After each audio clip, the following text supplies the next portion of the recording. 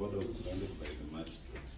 In his affidavit and submission by his counsel, the auctioneer asserts that on the advice of his counsel, he found that there was no need of him expecting the orders of 1st of November 2022, which orders expressly barred the applicant from interpreting the orders to mean eviction of the respondent from the property. These orders, which the auctioneer admits to have had knowledge of, formed the basis of the criminal proceedings.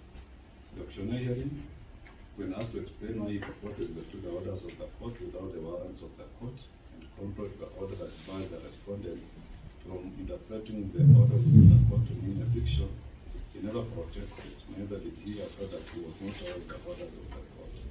That being the case, the issue of the auctioneer having not been notified of the orders of the court or having not been granted an opportunity to be heard cannot arise. It's clear that the authority and dignity of courts must be upheld at all times. Courts should not fold their hands in helplessness and watch as their orders are disobeyed with impunity. These will amount to application of the sanctus sancti bestowed on it by the Constitution.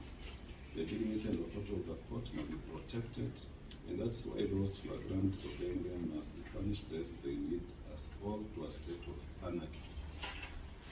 For the reasons I've stated above, is a finding of this court that it acted lawfully when it convicted the auctioneer who purported to execute the orders of the lower court. In the circumstances, the court finds no merit in the preliminary objections dated 16th of November 2022 and 17th of November 2022. The preliminary objections are dismissed. Orders to we move to slide 3. yes. Moving on the court. We wish to be supplied with a certified copy of the same.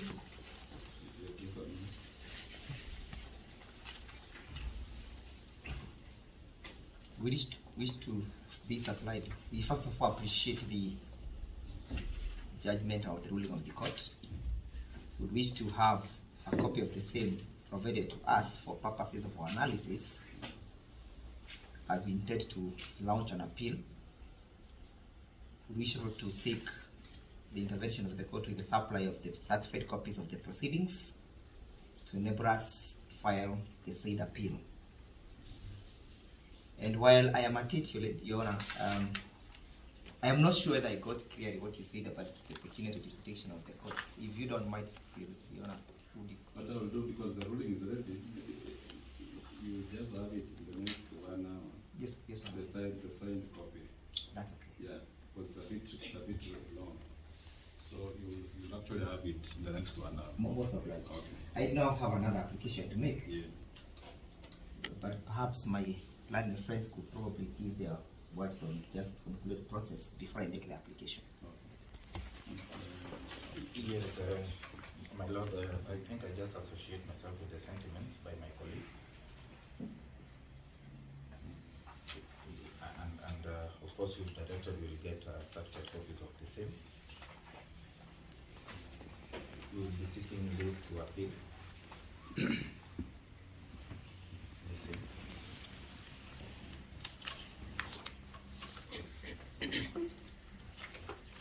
My lord, I don't know if I preempt the application my colleague has to make, but my lord, my instructions are to seek a stay, a temporary stay, my lord, for 7 days of the proceedings hearing. My lord, to enable us first get the decision. My lord, today is a Friday. My lord, thereafter, it would also allow us to exercise the rights that are there, so as to also just get a second opinion from your brothers and sisters from the Court of Appeal, even as we seek now a direct order of stay. And my lord, I do make that application noting that even the court has extensively had to deal with this issue in terms of research, which we appreciate. And my lord, these issues are so fundamental that they transgress even this particular matter before you, and they actually guide the entire ELC, and I do there say also ELRC, because the same can actually be now applied by the other court. So because it's a very serious issue, it will be proper for the Court of Appeal to just first tell us if they will find merit in the application we intend to file. I believe I'll be filing it by Monday, so that within those 7 days, my lord, if the Court of Appeal will see the seriousness and sensitivity of it and hopefully grant the orders, my lord, at least we can give the Court of Appeal a chance to render itself before we now consummate and consume the directions which you have given us, my lord. That's all I'll be saying. Good morning, my lord. For purposes of record, my name is Khadija. I am holding this for Mr. Ahmed Nasif, Senior Counsel. We just received with the K or no? with a KH and an H at the end. Mr. Ahmed Nasif, Abdullahi, Senior Counsel. We have received instructions to enter appearance for Metro Pharmaceutical Limited. We have filed our notice of appointment of advocates. This was only done today morning as we were waiting for Maki. And first and foremost, we'd like to first apologize for being late. We had been waiting online for some time, and once we got the information that it's proceeding in open court, we rushed here.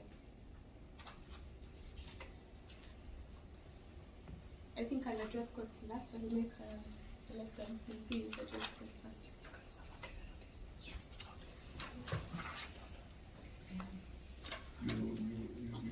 You address me later? Yes, yes, Oh, I'll let okay. If it may please you, my lord, as we had indicated and by your direction that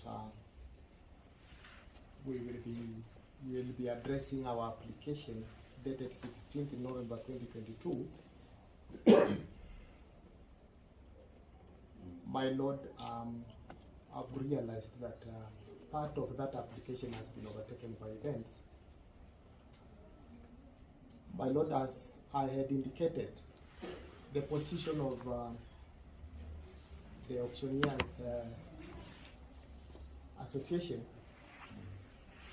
can as well be transferred to mitigation, because as I had indicated in an off-cuff remark, that we intend to now mitigate on that basis of section 6. My lord, with me, I've a case law that was adjudged by your brother Justice Ogembo that has addressed that issue of section 6 in paragraph 21 and 22. Section 6 of which act? Judicature Act. In paragraph 21 and 22, it is our position that it can also be used in litigation now that we are past the Yes. Yes. you will give, the court will give direction on the said application. We await. Your application, the one that you had filed. Yes. But you just told me it has been overtaken by events, but there is I'm saying part of it as part well. of it. Yes. Which part is the remaining? Uh, Other than joined, I think you wanted to be joined, and I believe you that are one raising was almost done. the same issues that I I've think- already addressed. Yes, I think that one was done. Because with the joined, I have no problem with joining you. But Yes. after that, is there another issue remaining in that application? Yes, we wanted to bring to the court's attention the working of the auctioneer, and our position was that the condemner was seized of a court order, which, according to the Auctioneers Act, So basically, you want to review the conviction. You want to review my orders. I've said that one has already been overtaken. I wanted that to be transmitted to mitigation. Yes. So we can deal with that. Let me finish. Yes, my lord.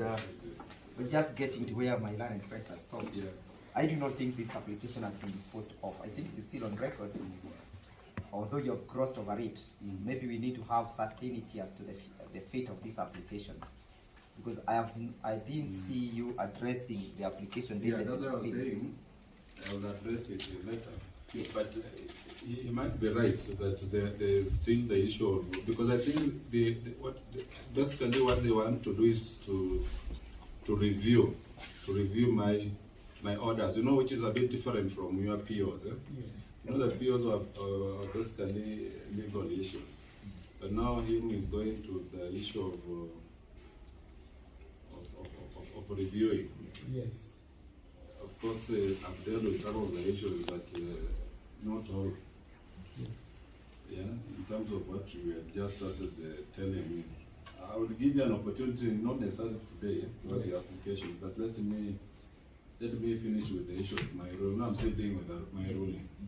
Then I'll address your application. My lord, Yes, Mr. Ndek. I now wish to make two applications. The first application is where I join issues with my learned friends, Mr. Okach, in respect of the stay of the order that has been sought. And of course, my lord, is to enable us exercise our right of appeal, and also to make sure that the appeal that we need to file will not be rendered an academic exercise, and it will also be rendered nugatory, so that we can give the appellate court an opportunity to analyze and interrogate that question of the supervisory jurisdiction. I must appreciate that you're quite ingenious in your ruling, and then we need to we need to see how further the judiciary can be innovative in circumventing the role of parliament, because that is what has actually happened in this case. Because we are now having to deal with a judiciary-made law. So we wish to have the Court of Appeal address that substantive question. The other issue, Your Lordship, is a matter that can be addressed by you. Now that you've found you have supervisory jurisdiction, whom should you supervise? And is your power or supervisory jurisdiction vertical or is it horizontal? In the sense, are you supervising the litigants appearing before the particular court, that is the subordinate court, and this case, my client, Mr. Baraza, or are you supervising the actions and the conduct of the court? Because in my view, the supervisory jurisdiction, and this is the basis of my the grounds of my application, is vertical. You exercise it on the judicial officer, trying to scrutinize whether he was within the law, whether he handled the facts properly, or whether there was miscarriage of justice. But in the current position is that you have gone outside the scope. So I want to know, by your guidance, and this is the application I'm making, what is the scope of this supervisory jurisdiction? So that's a different PO. It's a different PO. What I think we can agree. We Yes. can agree that it's just the Court of Appeal is a bit busy, because I wish that argument was included in the first argument, because they are related. So now that you didn't raise it, I think that's why I didn't address it. But I'm